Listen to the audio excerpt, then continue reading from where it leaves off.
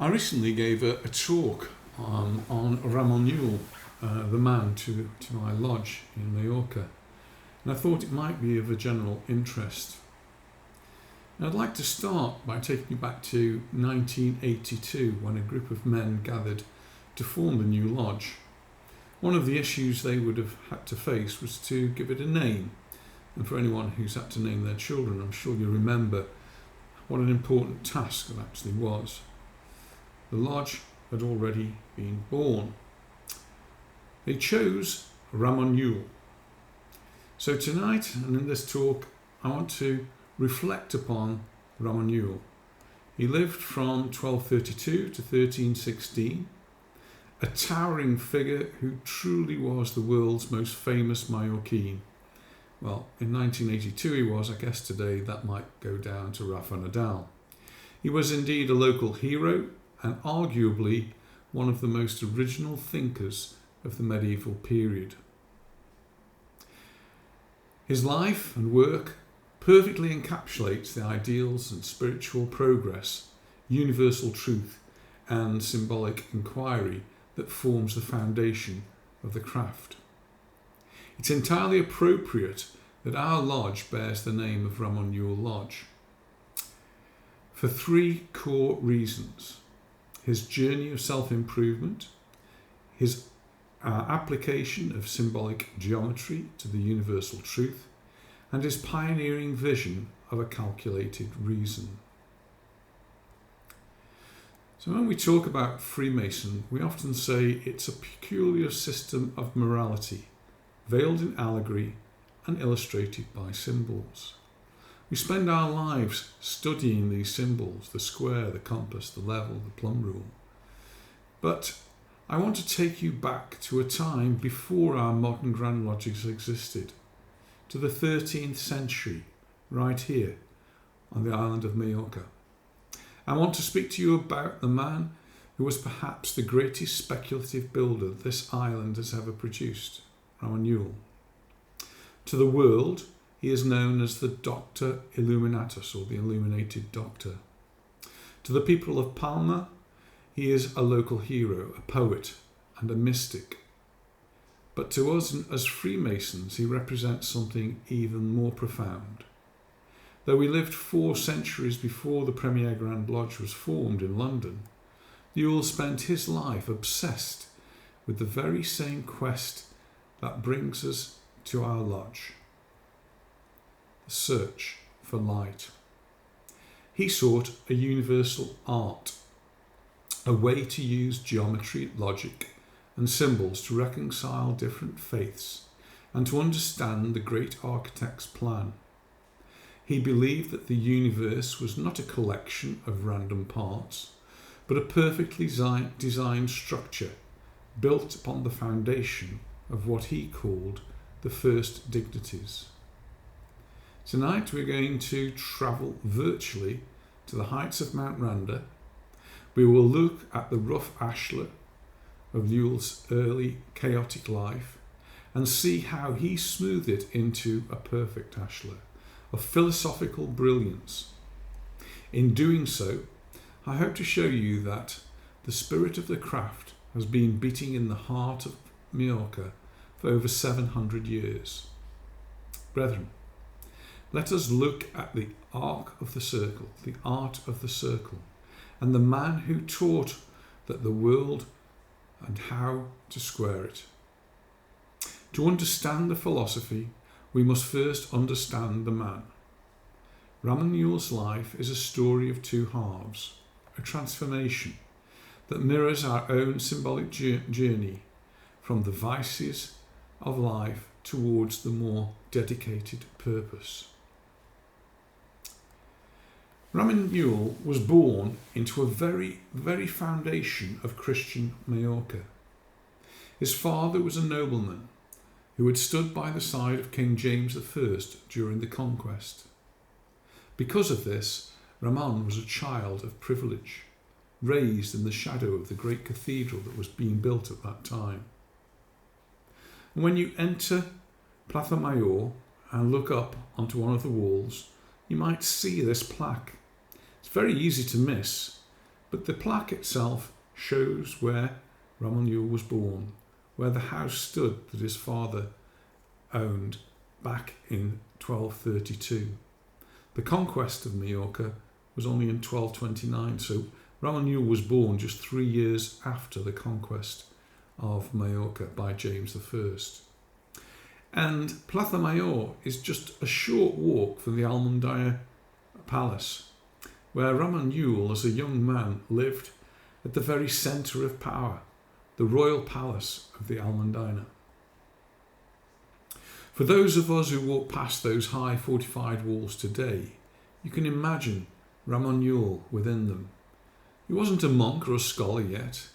He was a seneschal, a high steward to the future King James II.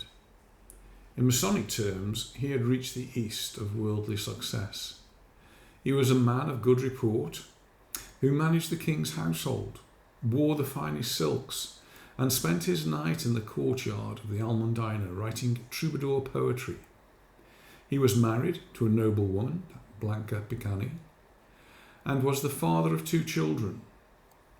By every worldly metric, his temple was complete.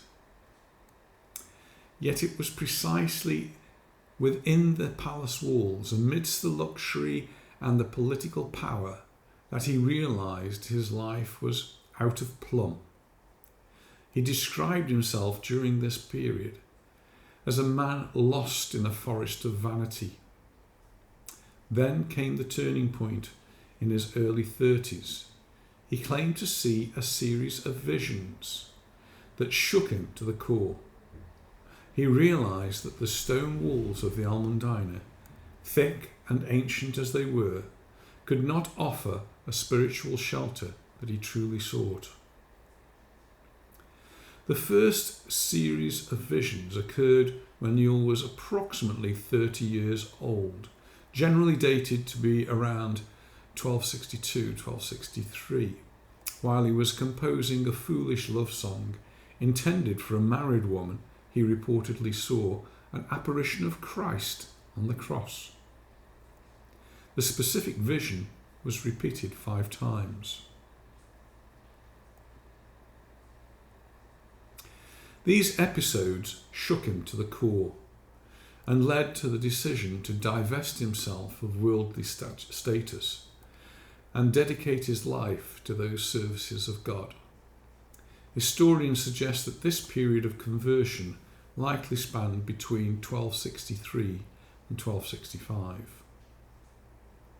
As a member of the dominant class in Mallorca, he lived in a society where 30 years after the Christian conquest, half of the population remained Muslim.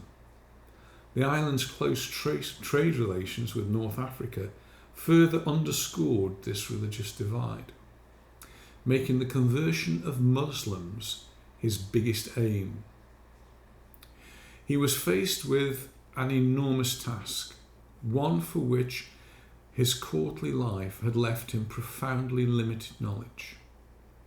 Recognizing the immense gap between his divine calling and his worldly capabilities, Llull embarked on a period of deliberate and arduous preparation.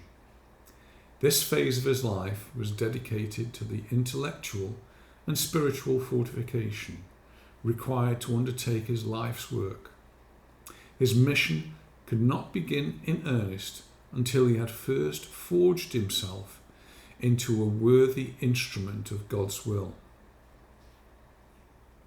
His initial steps were pilgrimages to the holy sites of Santiago and Rocamadour, journeys undertaken to strengthen his faith. This act was marked the beginning of a new existence. From that moment on, his life would be a pilgrimage that only death would stop. During this time, he sought the counsel of a prestigious Dominican who impressed upon him the need of engaging in the stage of learning. This advice solidified the resolve to acquire knowledge necessary for theological ambition. His commitment was absolute. In an act of total renunciation, he gave up his possessions, abandoned his family, and adopted a very modest habit made of the most rudimentary cloths. Dressed in his humble attire, he returned to Majorca and began the formal study of grammar and other sciences.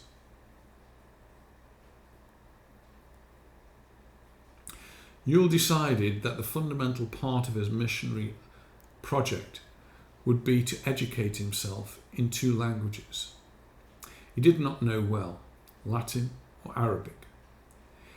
In 1265, acting on the advice to stay in Majorca rather than travel to Paris, he began a 9-year period of linguistic and intellectual training. To learn Arabic, he purchased a slave who served as his teacher for nearly 9 years. This long association ended in violent conflict when the slave blasphemed the name of Jesus Christ. Llull, pushed by the intrinsic zeal of his faith, struck his teacher on the mouth and face, on his hand, on his head, and on other parts of his body. The resentful slave later attacked Llull in turn, leaving him wounded before being imprisoned. This event plunged Llull into a moral and spiritual crisis, as he hesitated over whether to have the slave prisoner killed. The dilemma was resolved when the slave took his own life by hanging, an outcome he interpreted as a divine rescue from his confusion. This intensive instructional process lasted until approximately 1274, the same year the slave died. Only after an extended period of study did Llull retreat to Puig de Randa for contemplation, where he experienced a spiritual illumination that led him to conceive the method of his ars. In a move that mirrors the sacrifice of a candidate seeking admission to our mysteries, he chose to divest himself of his worldly status.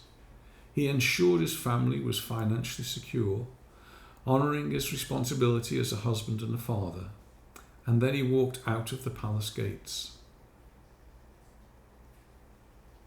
He left the palace of men for the palace of nature. Retreating to Mount Randa, he traded the courtier's silks for the hermit's robe, the gossip of the court for the silence of the cave.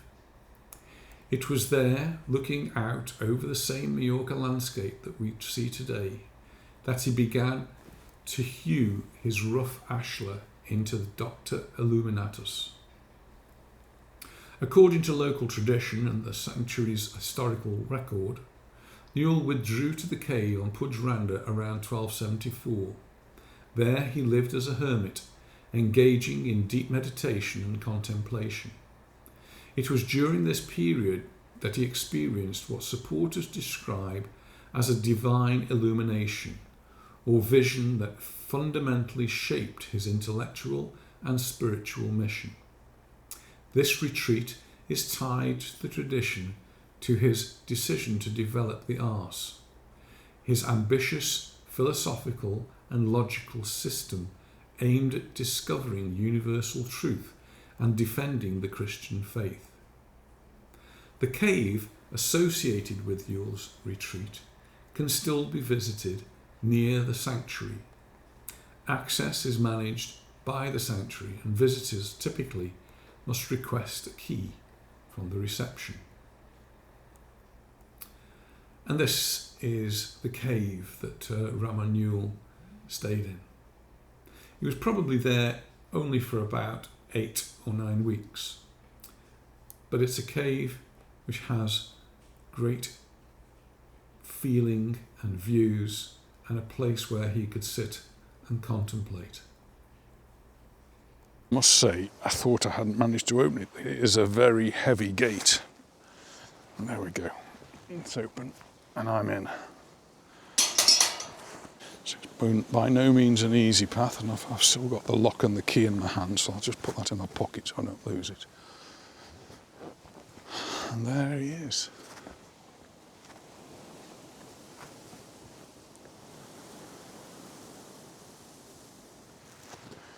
And from this spot you would have that immense, fantastic view. Are these the steps that Ramon Llull climbed?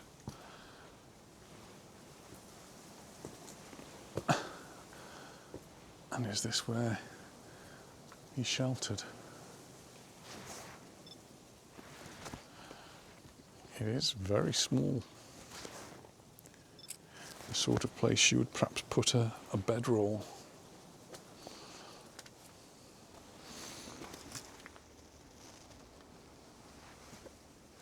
A spider's web. And that, standing outside this little cave entrance, is the view.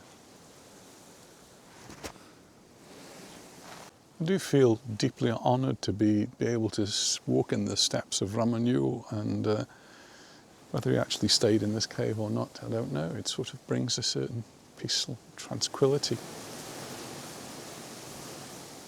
even though it is very windy. Well, last look, and then I've got to go back and take the key.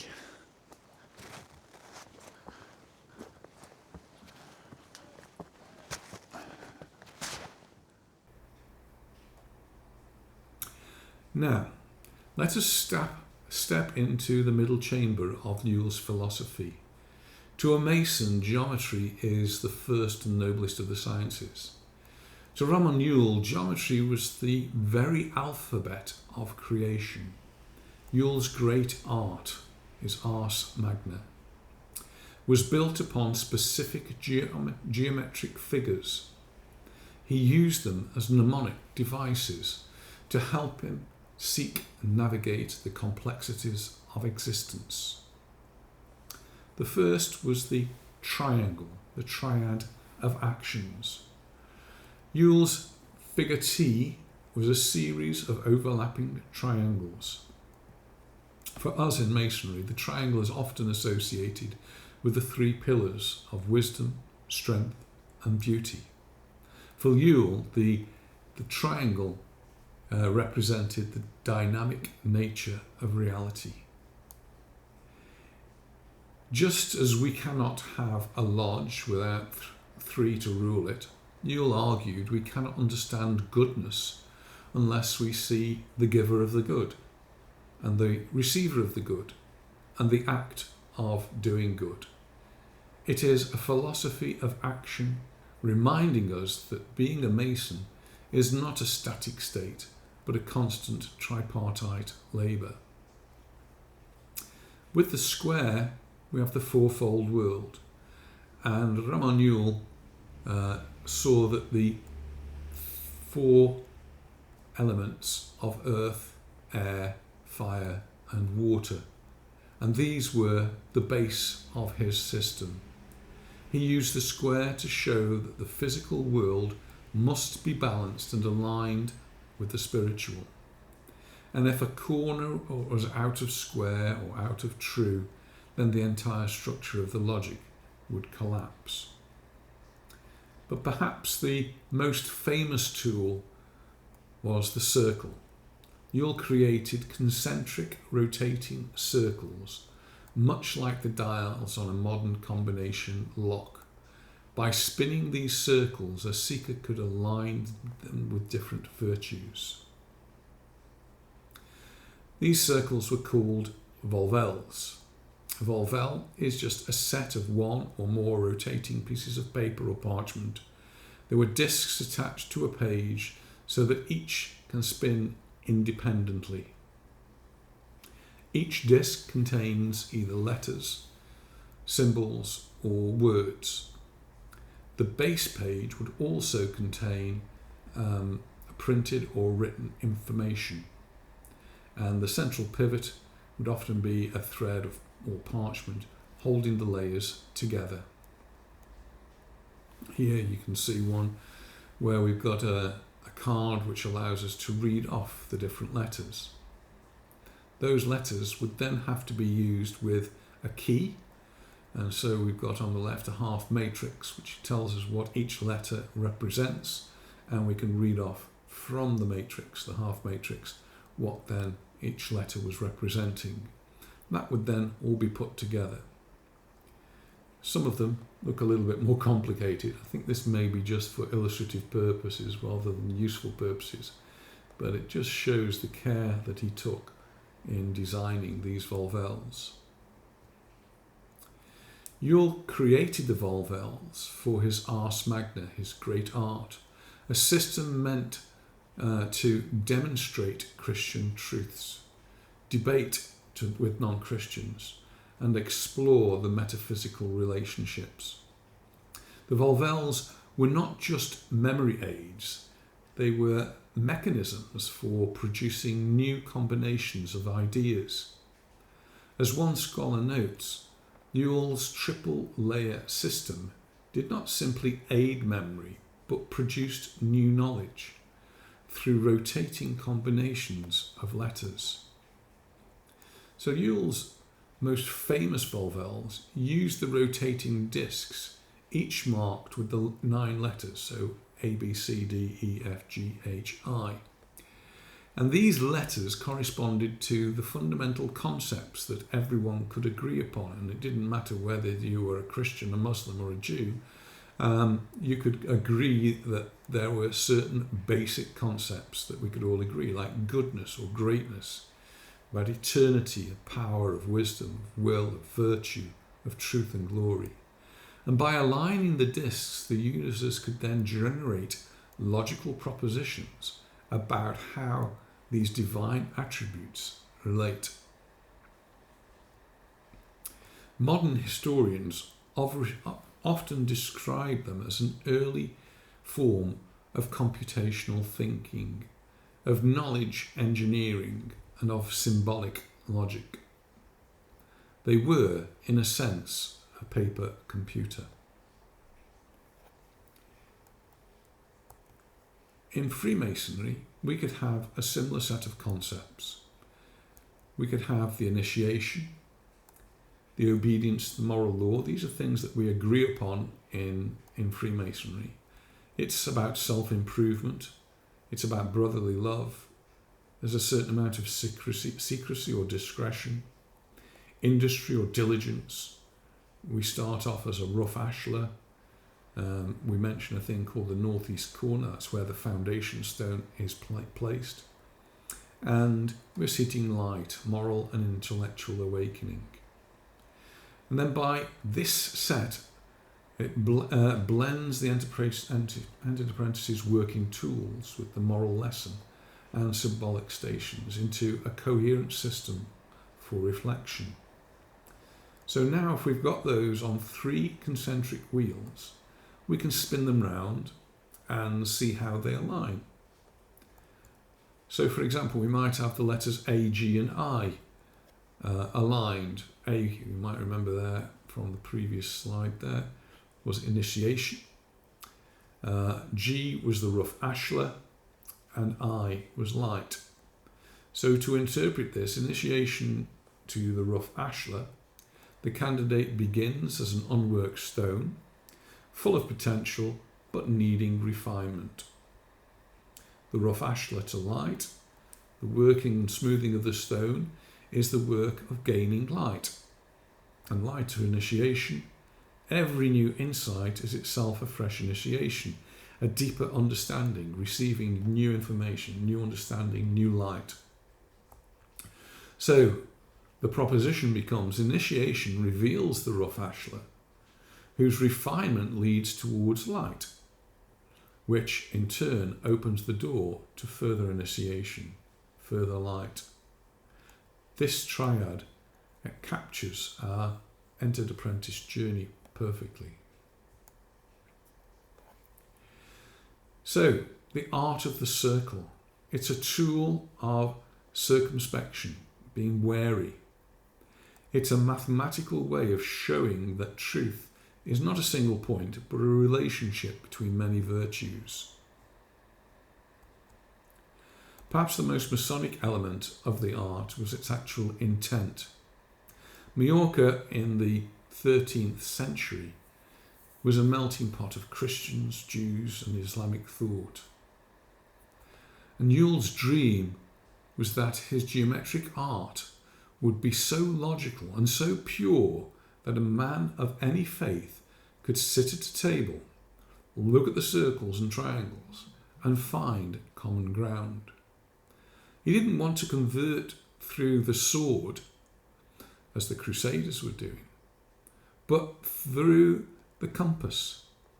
He believed that he could agree, if we could all agree on the first dignities, those original concepts, that God was good and that wisdom was noble and that the truth was eternal, then we are already standing on the same checkered floor. So what happened to his Ars Magna, his great art? After Llull's death, traditionally said to have occurred at sea in sight of his beloved Palma, his ideas travelled across Europe. His work influenced the great Renaissance thinkers and eventually the pioneers of enlightenment. Llull was probably stoned to death in Tunisia while he was on his missionary service at the age of 82. That must have been a great age at the beginning of the 14th century, and was taken back and buried in the church of San Francisco in Palma. But his legacy, where did it lead us? Well, Llull's work was mostly done in the 1300s, and that was when he was developing his Ars Magna, the system of combinatorial logic. In the 1400s, Nicholas de Cusa reads Llull's work and blends that reasoning into his mysticism. In the 1500s, Giordano Bruno adapts the Ars Magna for his own cosmic system. And in the 1600s, so we've now progressed 300 years, Athanasius Kircher studies Llull's logic wheels for data visualization. But one that caught my attention most was the work of Leibniz. Leibniz, a little bit like Ramon Llull, was a man of many parts, and he was around in the 1600s and is one of the great mathematicians of all time. In fact, Leibniz and Sir Isaac Newton are credited with being the foundations of calculus, the system of mathematics.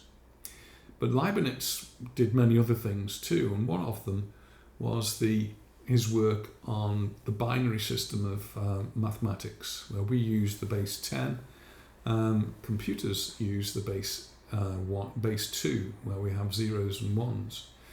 And Leibniz actually credited Ramon Llull. He actually wrote down that he read Ramon Llull's work and that it had influenced him in his thinking. And he too produced calculating machines way back in the 1600s that used wheels that turned in a similar way to Ramon Llull's. And then leading on to Boole's system of algebra in the 1800s. If you've studied any computers, then Boole is the one that did the ands and the ors and the eors and the xors and so on. It's also in modern electronics. And some historians now even argue that the rotating wheels of Ramon Llull are the earliest ancestors of computers, logical engines designed to process truth. But for us sitting in this lodge, we have a legacy is not found in the machine, but in the method. Charles Babbage invented the difference engine, the first true computer, we might say. It was actually mechanical, wasn't electronic, and some of it was so complex he couldn't actually build it. It's not until the 20th century that parts of his difference engine were actually constructed. And then Alan Turing, who during the Second World War was helped to be responsible for the breaking of the Enigma codes and using computers. And then right up to today's artificial intelligence, the AI used in every part of our lives today. So Ramon Llull had this great influence starting way back in the 13th century. This is exactly what Ramon Llull was doing on Mount Randa. He was the speculative philosopher in the truest sense, using the tools of the builder to construct a temple of the mind. As Masons in Mallorca, we belong to a unique tradition. This island has seen the light of the craft dimmed by history, suppressed by regimes, and eventually rekindled by the courage of those who came before us. When you next stand in the Entered Apprentices chain of union as a festive board, remember that you are not just joined to the brothers in the room, but joined to the tradition of Majorca that stretches back to the 13th century, part of the spiritual heirs of the Doctor Illuminatus. So, just to finish off, the next time that you look at the compasses on the volume of the Sacred Law, think of Llull's circle. Ask yourself, am I rotating the virtues of my life to find the harmony?